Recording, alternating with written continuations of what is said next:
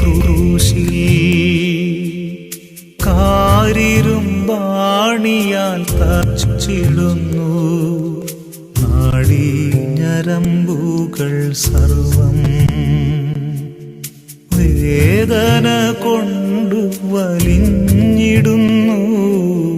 രക്തവും കണ്ണീരും ഒഴുകിയിറങ്ങിയ നാഥന്റെ ദേഹം പിടഞ്ഞിടുന്നു.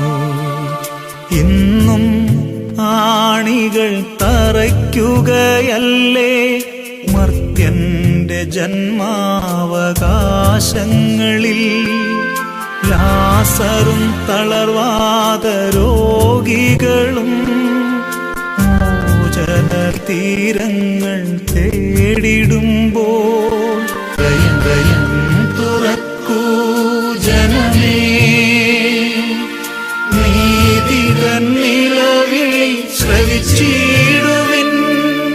പുതുപുലരി തിരയുന്ന മക്കൾക്കായെന്നെന്നും ധൈര്യം പകർന്നിടാൻ കനിയൂ നാഥാ, സ്വതന്ത്രരായി തീർക്കുവാൻ കനിയൂ. 11-ാം സ്ഥലം. ഈശോ മിശിഹ കുരിശിൽ തറയ്ക്കപ്പെടുന്നു. ഈശോ മിശിഹായെ, ഞങ്ങൾ അങ്ങയെ കുമ്പിട്ടാരാധിക്കുന്നു. വിശുദ്ധ കുരിശാൽ അങ്ങ് ലോകത്തെ രക്ഷിച്ചു. നന്മ ചെയ്ത കൈകളും കാലുകളും കാരിരുമ്പാണികളാൽ തറയ്ക്കപ്പെടുന്നു. കഠോരമായ വേദന കൊണ്ട് പൊളഞ്ഞ ഈശോയുടെ കണ്ണുകളിൽ നിന്ന് കണ്ണുനീർ ധാരധാരയായി ഒഴുകി. രക്തത്തിൽ കുളിച്ച ശരീരം കണ്ണുനീരുകൊണ്ട് കഴുകുന്നു. കുരിശിൽ തറച്ച യേശുവിനെ കുഴിയുടെ സമീപത്തേക്ക് വലിച്ചിഴയ്ക്കുന്നു. ആ കുഴിയിലേക്ക് കുരിശു വീഴിക്കുന്ന സമയത്ത് നാഡീഞരമ്പുകൾ വലിഞ്ഞു മുറുകി. പ്രാണനു വേണ്ടി ഈശോ പിടഞ്ഞു.